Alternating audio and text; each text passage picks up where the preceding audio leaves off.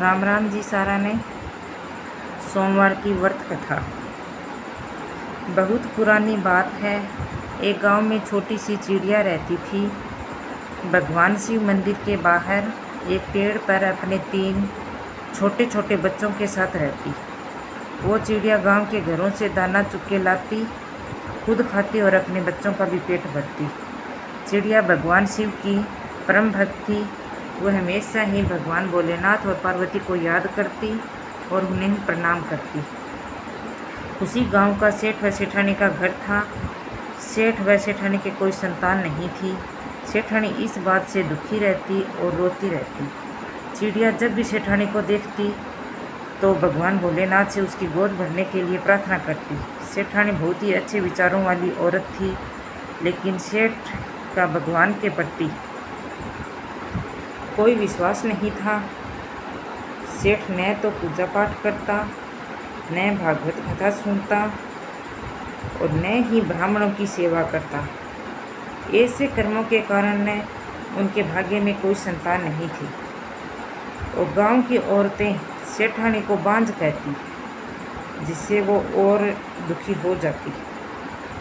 चिड़िया ये सब देखकर सेठानी पर बहुत ही दया करती और ये दुख चिड़िया को देखा नहीं गया।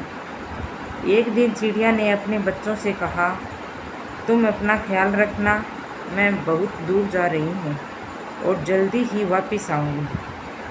ये कहकर चिड़िया कैलाश पर्वत की ओर उड़ चली।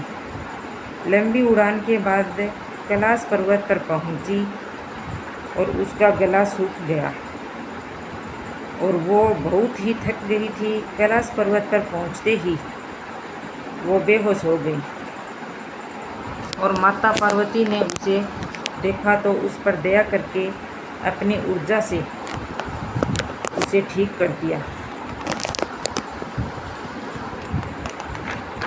और माता पार्वती ने चिड़िया से पूछा, तुम इतना परिश्रम करके यहाँ क्यों आई हो?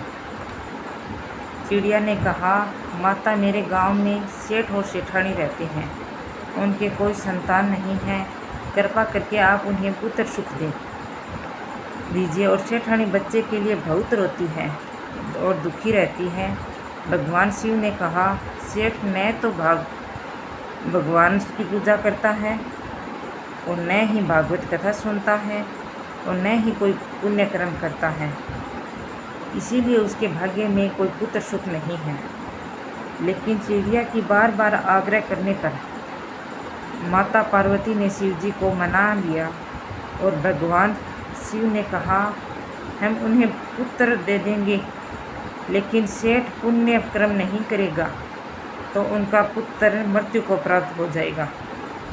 चिड़िया ने कहा, प्रभु, सेठ और सेठानी को पुत्र दें और दे दीजिए, पुत्र प्राप्त होते ही पूजा पाठ करने लगेंगे। ये कहकर चिड़िया खुश होकर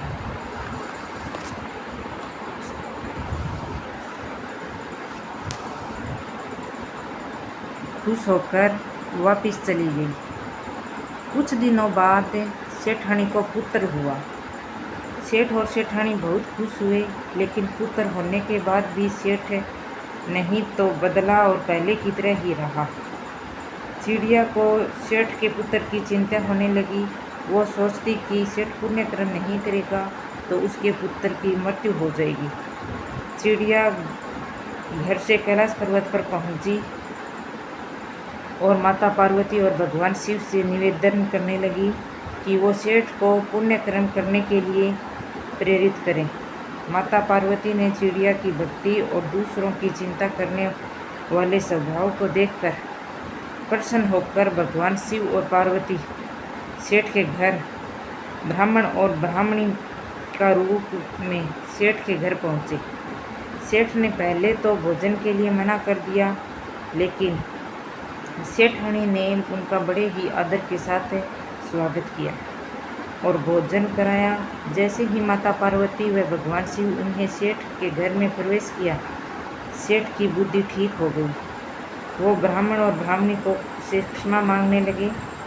तभी भगवान शिव ने ब्राह्मण के रूप में सेठ को बताया कि तुम्हें पुत्र का सुख नहीं था, लेकिन एक चिड़िया की भक्ति से प्रसन्न होकर हमने तुम्हें पुत्र दिया है। यदि तुम पुण्य धर्म नहीं करोगे तो तुम्हारे पुत्र की मृत्यु हो जाएगी। ये सुनकर सेठ और सेठानी रोने लगे और चिड़िया को धन्यवाद देने लगे। सेठ ने कहा, अगर एक चिड़िया भगवान से लड़ सकती है तो क्या हम अपने पुत्र के लिए पुण्यकर्म नहीं कर सकते? सेठ ने ब्राह्मण से पूछा, महादेव को खुश करने के लिए कौन सा व्रत करना चाहिए? ब्राह्मण ने कहा, महाशिवरात्रि का व्रत शिव को प्रिय होता है और सोमवार का व्रत भी पूरे विधि विधान के साथ करता है तो उसका महादेव जी पर कृपा बरसती है। सेठ और सेठानी ने महाशिवरात्रि का व्रत करने का संकल्प ले लिया। उस दिन से वे धर्म कर्म से पूजा पाठ करने लगे। उनके पुण्य कर्मों के कारण उनका पुत्र सुरक्षित रहा और उनका धन भी बढ़ने लगा। चिड़िया भी सेठ और सेठानी को देखकर बहुत खुश हो गई और सेठानी के आंगन से दाने चुगने लगी। महादेव ने सेठ और सेठानी पर कृपा करी, वैसी सब पर करी। सेठ और सेठानी पर कृपा करी, वैसी कृपा सब पर करना।